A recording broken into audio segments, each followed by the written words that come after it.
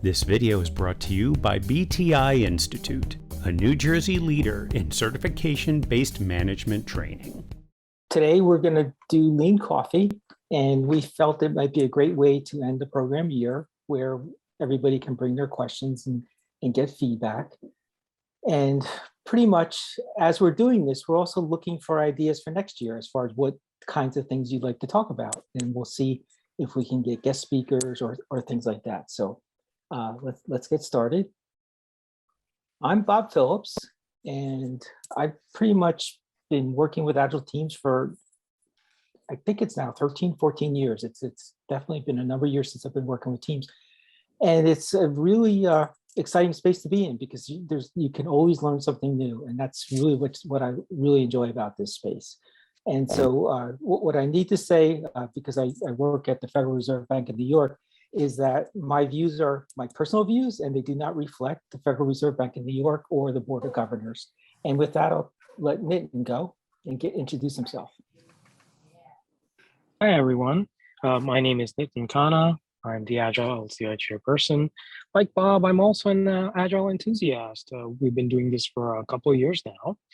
I have worked with a multitude of teams over the years, some just starting off, to those who already started, to those that are even hyper-productive, where they say we'll do X amount of work, but deliver even more. I started venturing into agility before even realizing it, starting with Kanban, and it was more of a philosophy, and got into working with a lot of Scrum teams, and now I'm working with teams at scale.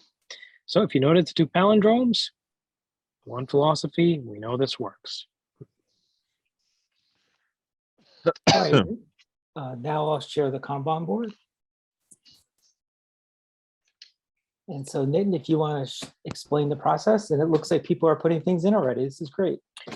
Yeah, this is great. So Kanban is just another flavor of agility, and it's based on a few swim lanes.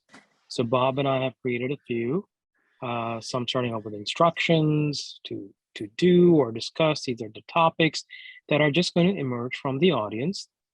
And in case you have trouble adding a card, you can even put it in the chat and we'll add it for you. So if I were to take one of these and just move over, admin explain Lean Coffee is now in progress, right? And another one, admin add people to the board. If people don't have access, we're doing that in the background. And this is in progress now, our Lean Coffee event. So things are going to move from the left to the right. Scrolling a little bit, if we reach into a roadblock or we want to park something, we can do that in the next swim lane to eventually calling it a done. We like to time box these as in have a discussion for maybe 5 minutes so that we can jump to other subjects. And eventually there are some aha moments that you could share or say, hey, there's a moment of realization, so on and so forth. So that's reading the board, going left to right under these buckets of work. What we would do next is just open it up to the audience and say, if you'd like to talk about a particular topic, just add it under the to do or discuss. And after that, we'll give it a few seconds or maybe a minute to vote on it. There might be something out there that you really like. So, I want to talk about that first. Bob and I will then group them and just move those cards up and down. And that's very similar to a product backlog in Scrum teams. A product owner says, hey, what do we want the team to work on next? And they're just going to move things up or down. Things on top have a higher weight or priority or impact. And we're just trying to do somewhat of a democratic process here as well. So let's go ahead, take a little bit of time and add a few cards. And I also see people are voting already.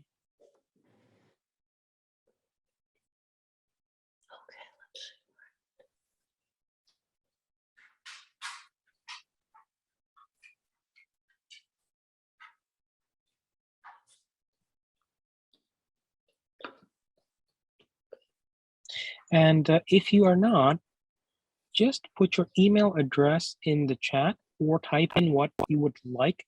Bob and I can put it on very quickly. Okay, I see Bob's email. Let me do that very quickly.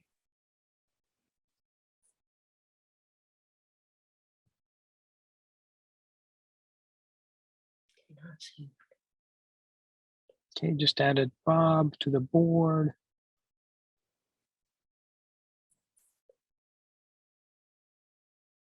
I have Amit's email address. Just Here, can't seem to find it. added Amit, gonna get to Don. How come I can't hear?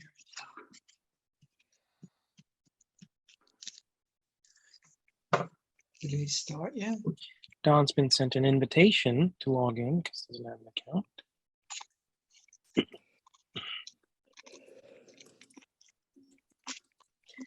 And again, if you have some trouble, just type in something you'd like to see in the card, and we can add that for you. Can you go over how to vote on the box on each item again? For some reason, I can't seem to get my All right. thumbs up to work. Sure, to vote, basically you would open up the item, and then inside the item, if you scroll down on the Vote. right, Okay, you would click thanks. on vote. I'll draw that. Thank you.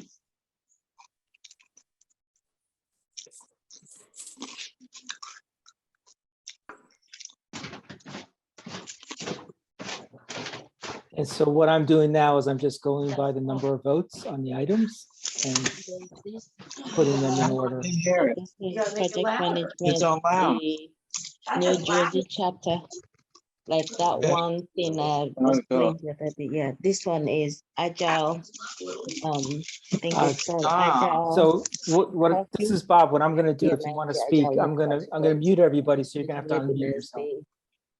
Have and all that. This is Bob, and I just muted everybody. So if you want to speak, please unmute yourself. Right, just added Scott as well.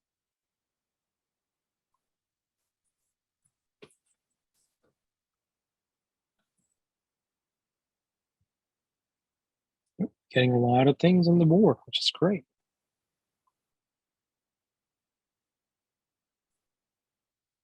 Hey, Bob, if we're not seeing the option to add a card, like I'm in the Trello board, but I don't see the little plus add a card. You need to log in, and if you put your email in the chat, and it will take care of that, unless you already have a login. All right, let me give that a try. Trello keeps I'm on. logged in and I don't see that option either. Can you demonstrate that on the board now? How Yeah, could you also just put your email for me? Let me just make sure that's the right one that Trello is picking up. And again, you could also just put in the card title in the chat if you'd want, Bob, and I'll capture it for you.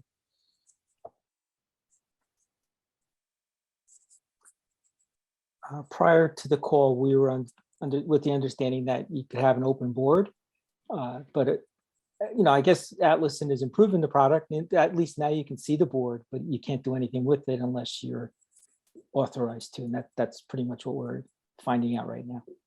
We Yeah, that apologize was for that was the issue. I wasn't logged in, so I didn't see the controls to vote. Yep. Okay, I added Mariana as well.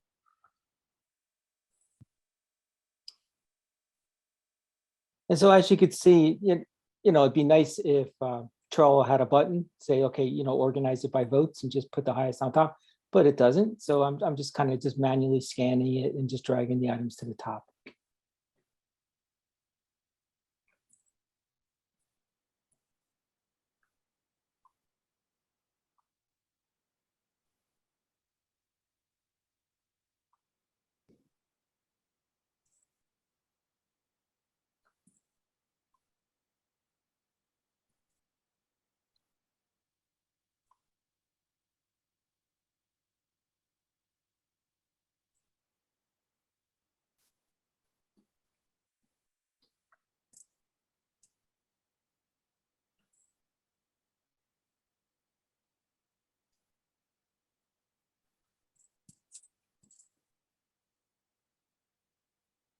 I got some interesting feedback from Ryan on the Trello tool. In Edge, the scroll bars don't show, but on touchscreen, I can drag down to find the vote action.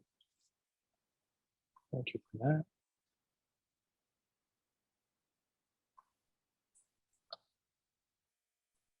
While we're doing this, this is also something we can do in person.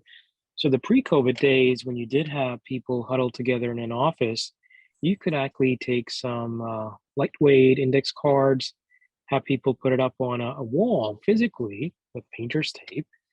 And for voting, you could just give either some fun stickers, or say you have some dot voting options. You can get 3 votes or 5, and you can spread them across the different cards.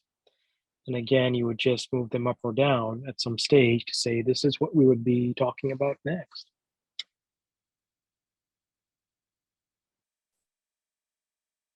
All right, well, we have a few items in the backlog. Nitin, do you want to get started? And Yeah, as let's go ahead we're and do that. going, there's nothing stopping you from adding more cards or voting. I'll continue, Nitin and I will continue to monitor this to see if anything changes with votes. So it seems like That's great. the number one based on votes is strategies for incorporating new team members. So what I'll do is I'll move that to in progress. And so Nitin, did you want to start that one? Sure. And again, these are just my thoughts. Incorporating new members. I would imagine on an agile team, you'd want to either see if they've had some sort of training, or if not, if you can offer some in-house training so that you can speak the same lingo. Are you using Scrum? Are you using Kanban? Are you using other things? And then certainly, all kinds of icebreakers to introduce people into the team. And if you have a Scrum Master, just introduce them to any kind of team agreements or team norms, and just see where they're at and if that makes sense over there. Everything depends on the corporate culture as well. Are you fast-paced? Are you working evenings? Do you have different shifts? How are decisions made? And all that will take some time. But again, it's a very broad card. And those are just a few of my initial thoughts. Bob, what do you think? I definitely like what you said. What I might add is, at least through my experiences, whenever you add a new team member, that all the dynamics will change. So the velocity that you had, it may not be that velocity anymore because you might have lost somebody that was critical. Also, when you add somebody, you normally slow the team down because they're not productive on day one. So those are all things to keep in mind. And part of, when you form your team, you have your team norms, you have your working agreements, all those items should be reviewed. And what you could potentially do is during your next retrospective, go through your team norms, go through your working agreements, and get everybody again to buy into it. And then this will give the new team member an opportunity to understand, how the team works and get their input as well as far as the norms and working agreements. And the other thing is you could look at using an extreme programming practice called pair programming, where you basically have the new member work with somebody that has more experience on items until they can actually feel comfortable enough where they can take on things on their own. But it's really all about getting the new member comfortable enough so that they feel that they're a welcome member of the team. Anybody in this community have any ideas they could add as well? I agree. It's really important to do the sort of the level set training so that everyone's kind of talking on the same page or talking the same hymn, as you say, and that whatever your firm's norms are kind of understood as they join the team.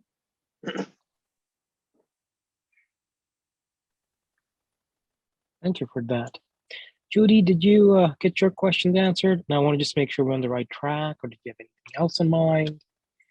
Yeah, so it was my item, and mine is really a little broader than this because Okay. our team, and we had multiple Scrum teams, was located in Ukraine, and everybody but management, the subject matter experts, have been replaced with a team in another country.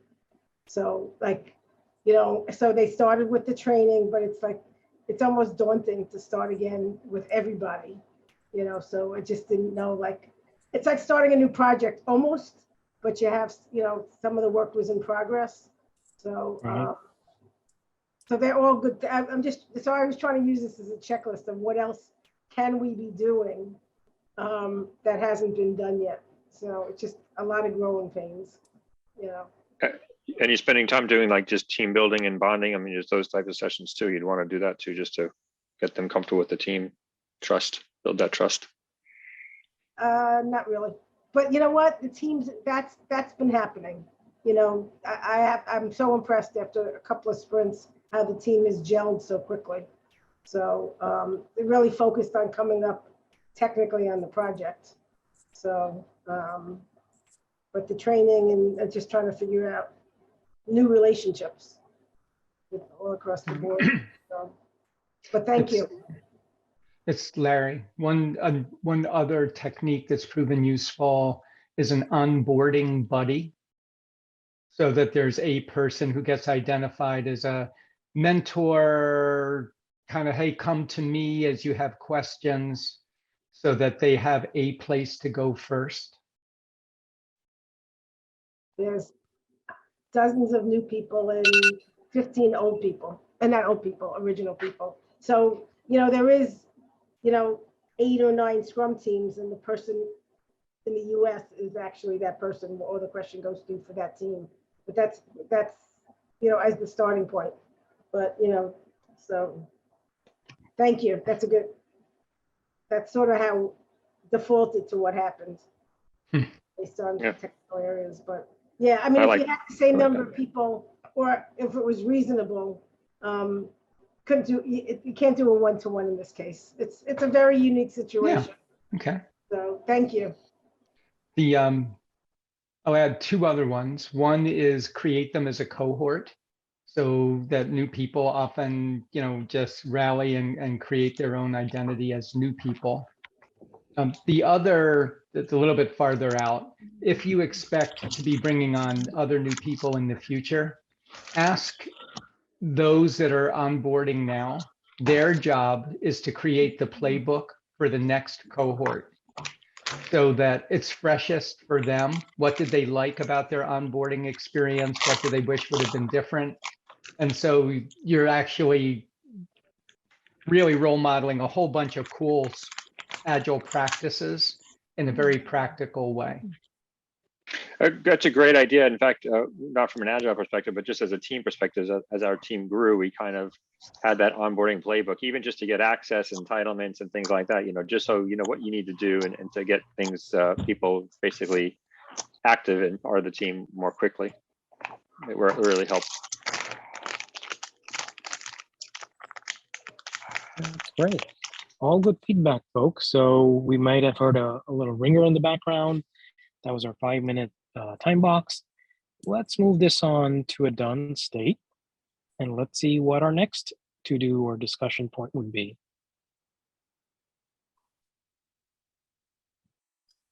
Based on voting, it's how do you measure Agile code effectiveness? Okay.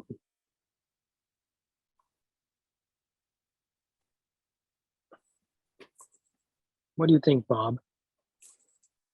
This is a great question, because I'm sure it's in everybody's mind. But when you bring a coach in, you need to, you know, like if you go back to the type of the session that Nitin and I did a few months ago, is you're looking, you know, what are you looking for the coach to do? Are you looking for them to build teams? Are you looking for them to solve technical problems? Is it a business process problem you're trying to solve? And then basically based on what, you know, you're trying to get them to do, you would look at how effective they are as far as accomplishing that goal, as far as, you know, working with the executives. Do they have that open communication? Or feedback is a great mechanism as far as to look at, as far as, you know, is the coach really helping? Like I've worked in organizations where I've heard feedback where the coach doesn't tell us anything, you know, they want the answer, the coach is not telling us what to do. And really that is setting the expectations, because a coach is not supposed to tell you what to do. The coach is supposed to allow you to think through the problems and come up with the solution yourself. If you want the coach to do mentoring, you have to ask the coach to do mentoring. If you want the coach to act as a consultant, you have to ask them that. So what did you think, Nitin? All good points. And I think it's important to understand what are some of the aspects that a coach brings, teaching, mentoring, facilitating, and truly being a professional coach, having the life coaching skill sets. I'd also say coaching has evolved in the industry in terms of defining what it is and to what level. So the Scrum Alliance, just as an example, had the CSC designation, Certified Scrum Coach. Then they realized, wait a minute, do we want to just have Scrum as an expertise, or what about other flavors? And is it at a team level, or is it something beyond at an enterprise level, right? So some of those designations even evolved. So now you have certified team coaches, CTCs, just as an example, and certified enterprise coaches, or CECs, working beyond just the team level. So it really gets into what it is that you're looking for first, then identifying a few of those things, and then seeing how you're progressing towards those, be it some sort of a numerical grid, checkpoint, so on and so forth. I would tell you though, a lot of times when we hire agile coaches, they come to uncover a lot more. And I would ask you to just be receptive to that and see how you could navigate through that as well. Some things else I look for in agile coaches is certifications, not just knowledge-based, but competency-based ones, where you are in front of some peers or an interview panel, and you've got some of these coaching experiences either recorded or someone scrutinized it, just so that you're held to a higher standard as well. So those are just a few of my thoughts as well, Bob. We can open it up to others. So this was my question, and it's a very, let me offer a minute of additional explanation, because the question came up. Okay, coaches, each month you must fill out a form that says, here was the problem. Here's the thing that I did to solve it. And this is my before and after metric. And there was pushback from the coaches, as you might expect. And the leader that was inserting this new tool or request said, look, our job as agile coaches ultimately is to accelerate delivery of value. Because if we're not accelerating the delivery of value, we're overhead and wasting money. So your job is to find a thing you can do. And if you're making a difference, you should be able to see a difference in a month. After all, it's 2 sprints. It was not well received. And I'm curious as to what this group's, like, what would you look at? What differences, if we're really doing coaching the way I think, as we're enabling, we're growing, we're developing, we're working through typically longer term things and not getting our hands dirty and doing ourselves and solving their problems. What things can we help change that you could count in a 4-week time period where you made a difference in 4 weeks? So Can Larry, you get if I that could just get that clarity, who's asking for this? This was like someone This in is the the head of organization. this is the head of all agile coaches in an organization, in our organization. And he's asking the other agile coaches to do the before and the after, just as a comparison to see how we're doing it. Is that okay? Yeah, he wants to see progress. And so here's the story behind the story. He's trying to prove in a traditional bean counter and context why his people shouldn't be fired. Oh, okay. So what's the value add, and why should we stick around and right, and prove it every month what we can get? Right. So I'm very curious as to how others might respond. There are, yeah, I do have one thing in mind. When I was a consultant a couple of years ago, where I worked with an organization that was doing an initial adoption. So they were very new to this, and they're like, well, should we go agile? Should we not? So we said, let's try an experiment. Let's just try one initiative with one team and see how that goes. But then they're like, well, how do you know this team is getting to be agile, right? We'd actually have a few categories. We just put it up in a spreadsheet, where's the team at? The Tuckman's model is one. How are things in the engineering practices? Maybe they matter, maybe they don't matter. Value delivery, some categories there, speed to market, defect rate. So these are the things some people look for as a tangible, and they understand it, right? So there's something you can give to them right away and say, hey, does this make sense to you in this team, in this group, perhaps at this organization? And then sprint after sprint, just ask them either A, where do you think you are? Or as a coach, if you're allowed, just let them know where they are that way. So you have some model there. Nitin, I'm going to mute everybody, so just unmute yourself. Okay, yeah, there were people there. So Larry, this was just one story and one approach with one team that seemed to work with the people. But it was better to have something like that up front, just about when the engagement was starting, right? So, but again, that's just my thought in one model. Thank you. And there are other things as well. It's the coach. Go ahead, Dan. Go ahead, Dan.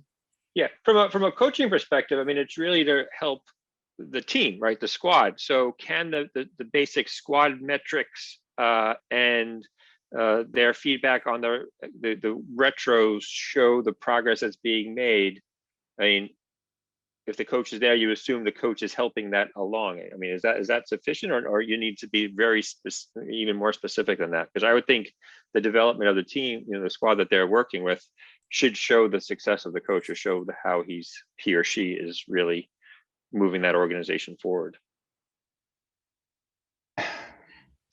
One might think, Dan. And the counter argument, and again, I'm frustrated with it if it's not really obvious, is but they would have done it without the coach too. Prove that the coach is the thing that made the difference. Yeah, I knew you were going to say that. Yeah, I knew that's what you were going to say. But so I mean, I'm not sure it's answerable, honestly. But Bob, did you have a thought when it's framed that way? Just what you said. I thought maybe like do an experiment, assign a coach to one team and assign a coach to another. Don't assign a coach to another team, and see what comes up. It's really not fair, but it's not exact science, because the team dynamics may be totally different. But it's just a way to say, okay, this coach, this team seems to be doing much better because we have a coach over here.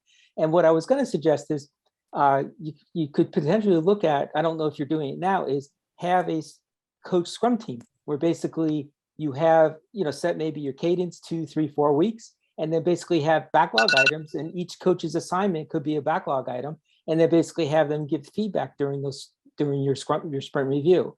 And then basically during sprint planning, they pick up more work and somehow then document the value that's being delivered, because that's what a product owner would do. That's just an idea as far as a way to manage it, rather than just have a whole bunch of coaches going all over the place. And you're trying to capture the feedback. At least if you had a scrum, it would all be in one place. It's just, just a thought. Yeah. Okay. Thank you. Thank all of you. I had one other anecdotal story. When I was with another company, I created an information radiator, and one of them was a Dear Scrum Master swim lane. And what members of the team would do is they would create a card that would reflect an impediment, either something the team is struggling with or something they thought should really bubble up higher. And the Dear Scrum Master cards, when I would get to it and I say, okay, I'm going to take this on, it would only move ahead or progress or move to some sort of an accepted state if the person who put it up on the board would move it themselves. That means I had absolutely no right to say, hey, I got this done. Rather, it was more like customer satisfaction and really meeting with the team. And then towards the end of the engagement, I'd say, hey, look at these are the impediments that came about. And we took some actions. And then the team members themselves agreed towards the end, these were the things that were tackled. And they couldn't have done it themselves. They needed help. But again, just another anecdote. That's intriguing. Okay, thank you. I will bring that one back. We may be able to adapt that one. Okay. How about surveying the team on the coaches, direct feedback, like as if you're Well, doing and a that's- review of the coach? Well, and I think that kind of, Dan, ties right to what I was kind of connecting that to what Nitin was just sharing, is we just get to ask them, what did we help you? Did we hurt you this month? How? And that at least, I mean, and that may kill a few birds with one stone. I heard the timer go off, Nitin. So thank you that gave me some new ideas. I appreciate it. Sure. Well, what's next? What? I saw there was a card about Kanban. Somehow that got moved to done. I apologize. I was supposed to move this card because I was all ready for the Kanban card. Yeah. So basically, what are the key differences between Kanban and Scrum? And I know, Nitin, you're certified, so I'm going to go first. You're a certified Kanban expert.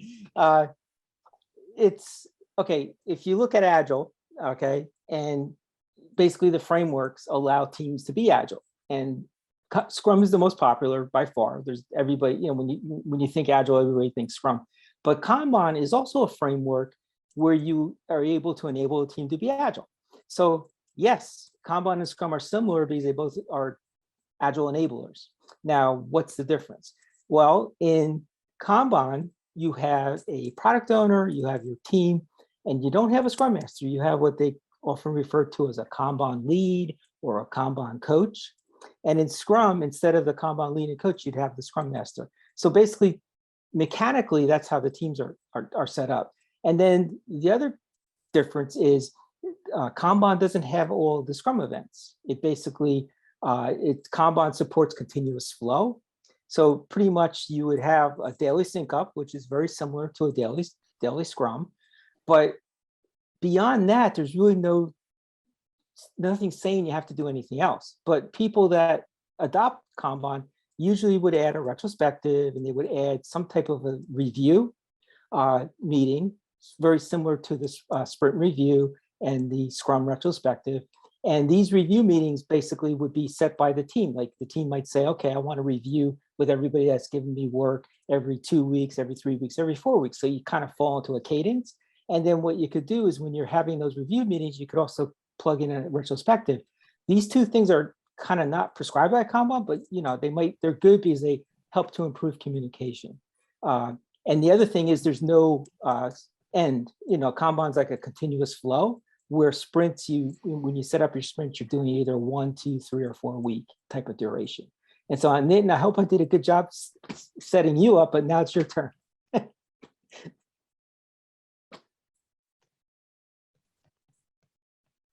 Yep, if I could unmute myself. Thank you for that, Bob. Yeah, so both Kanban and Scrum are just different flavors of agility. And again, you just want to bring in transparency, have the ability to inspect, as they say, and then act accordingly. Both allow that. Some key differences, as Bob said, one is a flow-based model, which we're seeing on the screen as well.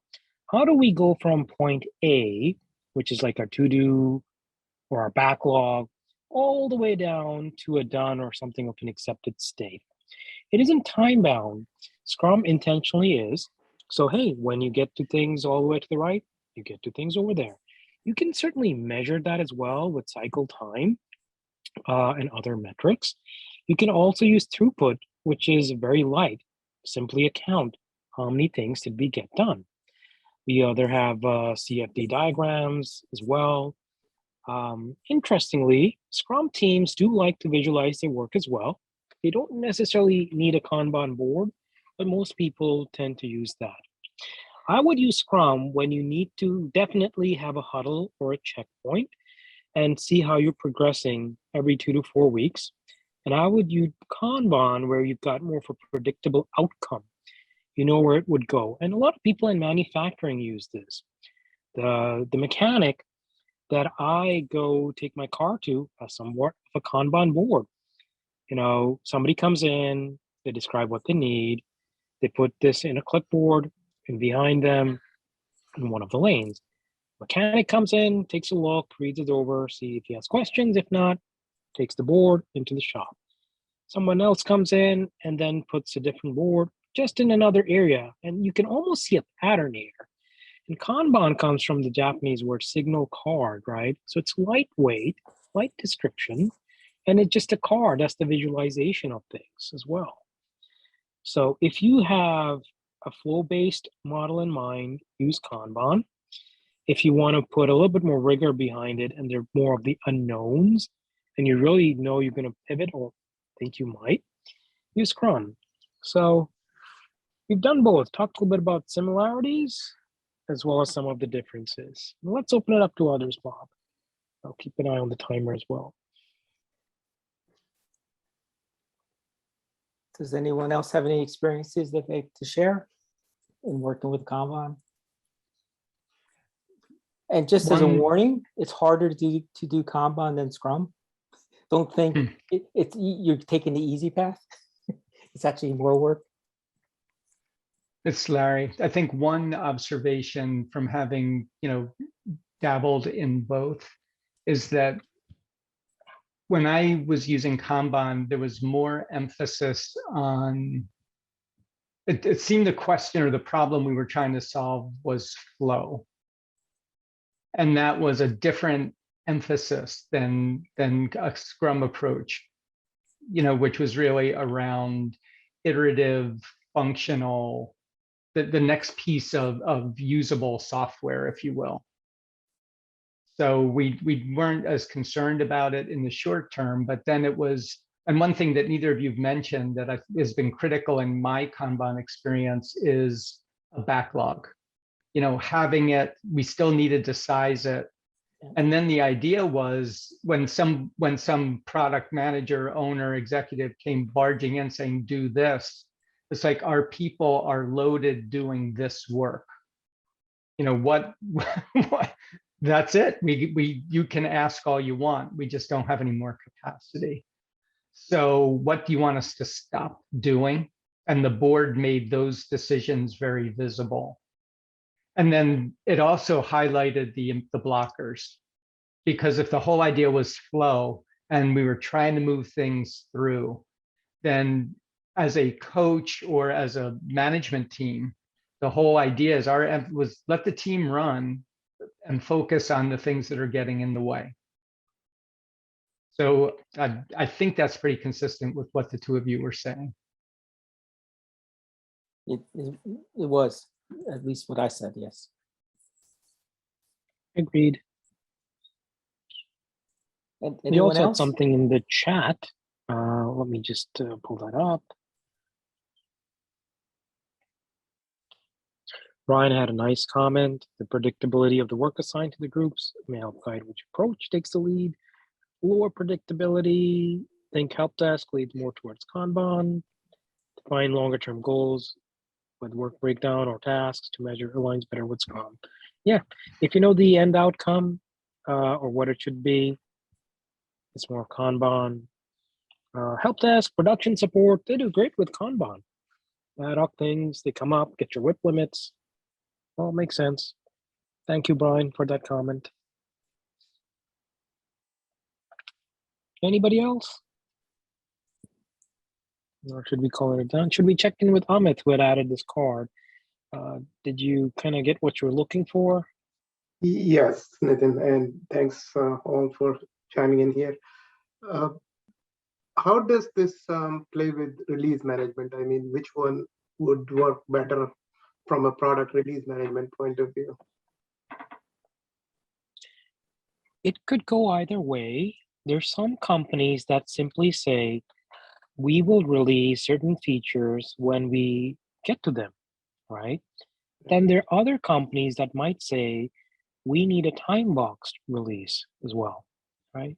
I prefer Scrum that way because you can pivot ever so often and you can actually use release as a metadata and go towards that and see the velocity. And you can very quickly see whether you will make that release or not, given the teams you have and what you're taking on.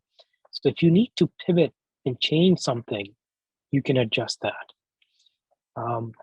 Kanban also works great because you have cycle time and throughput. So if you, again, have a fixed release, you'd go by those metrics as well. My preference for releases and release cycles, again, I would use Scrum.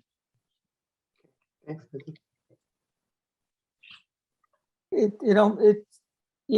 I agree with Nitin, and it's really like if you have an operations team that's getting bugs on a daily basis, and trying to do that with Scrum is really difficult because your backlog is changing on a daily, even by the minute basis. And so, like, if this team commits to a backlog, and then you're in operations and you're getting all these new bugs, so all of a sudden you have to kind of reprioritize everything.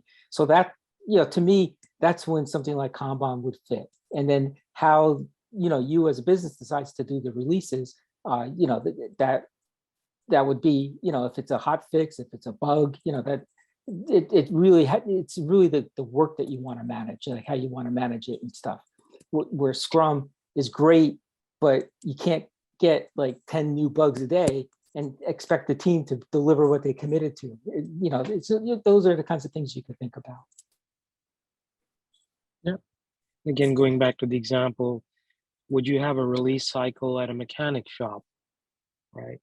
What is the release cycle? Is it right at the end of the day when everybody's going home? And you say, hey, these are the number of cars we fixed or serviced, or something will trickle forward, right? Or do you have like a huddle ever so often, every 1 hour? Hey guys, how are we doing? How are we progressing?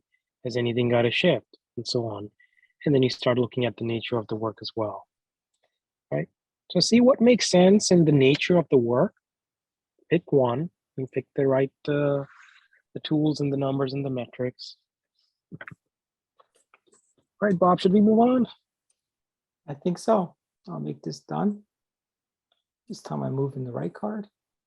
The next one is what comes after Agile. So then you want to take a pass at that one? Oh, I'm missing my psychic ball here. I'm not entirely sure.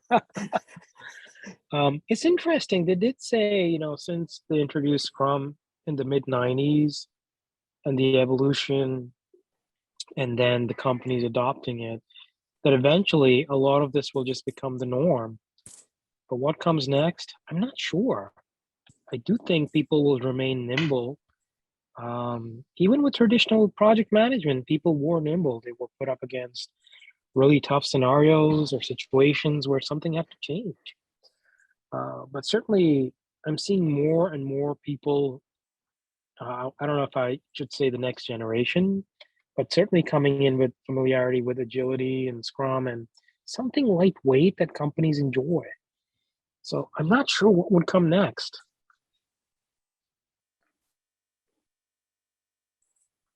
And so if I could add to that, that's a tough one to follow. It's really exciting. Think about it. Scrum's been around since the 90s. The Agile Manifesto was written in 2001, so it's over 20 years old. All right, and we're still talking about it. And that's because it really came out with the 12 principles and the 4 values that really resonate. And it's really what I've seen over the years is just building on that, making people more aware of, what it means to be agile, and really bringing a focus of lean, talking about lean and making, eliminating waste, doing things more efficiently, really putting, empowering employees, teaching employees, managers or teachers, all these great things. It's I think as the Agile community is evolving, we're starting to really see what the value is. The people that wrote the manifesto had some really great ideas. And what they're finding is that you can do more than just software. And And maybe that's how it's evolving a little bit, where basically Agile is being used for more than just, software, which was how the manifesto was originally written. But it's such an exciting space. And then you see things like DevOps, and now the new buzzword is DevSecOps. And so, that's why I feel so fortunate to be working in this space, because it's always changing. And there's also a huge emphasis on coaching now. It seems like coaching is becoming more of a buzzword. Everybody's talking about, bringing Agile coaches in. And I think it's because they're realizing when they bring inexperienced people into teams, they teach them Agile, but they're kind of teaching them the wrong way. And so your Agile adoption ends up becoming not what you really wanted. And so they're seeing the value of bringing the experts in, bringing the coaches in to help.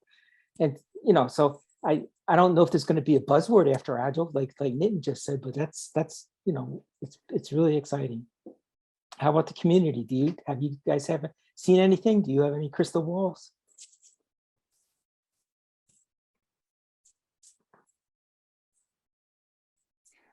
I'll toss one thing out and just see what people think, which is, well, maybe two things. One, I think it's going to get lighter if it's going to survive.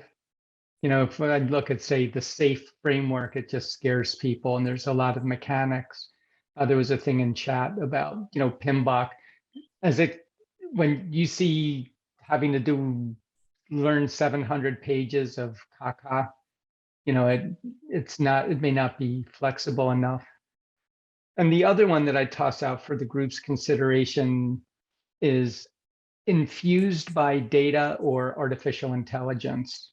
That is, as that field grows stronger, I just wonder if there may not be a meeting of the minds where how do we use the deep data analytics to inform the conversations and the principles. And I don't know what that looks like, but that popped into my head. I do like the AI component that you mentioned, Larry, the big data and all of that. And a lot of people have got Alexa as well, right? So even if I just say Alexa here, I wonder if you weren't on mute, how many devices would just come on, whoop, right? And see how they'd go, right? But yeah, very curious. And not only that, there's robotics and automation as well that are coming in to streamline a lot of things that we think about. So future is always going to be interesting. I also appreciate you saying things might go lighter or should be. I use this example. There's a movie with Michael Keaton. I think it was called Multiplicity. Michael Keaton was looking for a way of just cloning himself so he could save time, enjoy time to do things he enjoyed. So he cloned himself. Things were going great initially, right? Here it is. He could go out to his man cave while the other clone could do household work, pick up the kid, and so on. He said, oh boy, this is so good. I think I should have another clone. So he cloned the clone, and that's when problems started happening. That person now started walking into walls, started shaking and blabbering random things. And you're like, what happened here, right? Which gets into the core of the DNA of what you have. And when you get to scaling, if you didn't do it right the first time, then you're just scaling dysfunction. And we go back to historians and wise owls like J. Edward Deming. Deming simply said, do you know how you got successful? That's one. And if yes, do you know how to replicate that, right? If you flip the coin, it's the same thing. Do you know how you got yourself into this mess? And are you just thrashing about in the mud and just escalating and amplifying that, right? It's very interesting. I agree. You got to keep things light and simple and grow things organically for sure. We're teams. Okay. All right, Bob. Should we go what next, or are we talking more about movies? Yep, that was a time box. All right. So the next one is, what is a Scrum Alliance Agile Coaching Retreat? And I put this one in only because it's something that I'm noticing more. It might be where I am in my Agile journey, but it seems like there seems to be, they're placing more value and more emphasis on coaching and the coaching career path, which enables, like, if you're a Scrum Master and like your next logical step would be to become a coach, because then you want to take your knowledge and share it with other teams so that they can be successful with Agile as well. And so a coaching retreat is basically, it's a couple days, and this one is actually by the Scrum Alliance. It's the one that's coming up. They have, like, I think 2 a year, and this one's actually in Banff, and it's 2 nights, and I don't know how they did it for this price, because it's 2 nights lodging and all meals for $725. The only challenge you have is getting there. It's like, yeah, you're gonna have to go up through Canada. But basically it's open to anybody. You don't have to be an Agile coach, but what you'll learn is, what you'll do is you'll start building your network. And it's not like a huge conference, like, with hundreds of people. This is a conference with less than 100 people. You're probably going to be looking at probably 50 or 60 people. So you're going to be able to really start talking to people and getting feedback. And if you're in part of your journey, like if you want to become, like Nitin mentioned, a certified enterprise coach or a certified team coach, the application process is, it's huge. But these are things that, going to a retreat like that would help you. And it's basically pointing to the different sections of the application. I mean, this application is many, many pages of information where you have to really give a lot of details. They really put a lot of value around the certification, and going to things like this pretty much enable you to be better prepared for that application process. So Nitin, did you have anything you wanted to share about that? Well, thank you for that, Bob. Yeah, even the Scrum Alliance has evolved and is taking this in a more disciplined approach. Again, Agile coaching wasn't really well defined in the earlier days, and we have to even thank people like Lisa Atkins, who author Coaching Agile Teams. There are a few other professional life coaching institutions out there. CTI, or Coach Training Institute, is very popular, and they have a big presence in New York City. CRR Global, they have the ORSC model, Organizational Relationship Systems Coaching. I've taken courses from both, and it really is an eye-opener and really changes your life. For those who are looking into getting a head start or finding a good network, I do encourage something like this. Find the retreats, find CTCs or CECs, get onto the forums. It'll be well worth it. Back to you, Bob. So anything from the audience that we want to share? Any community here?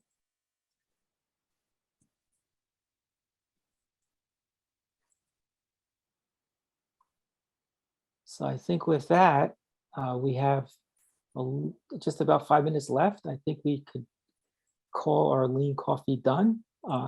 Would that be okay with anybody?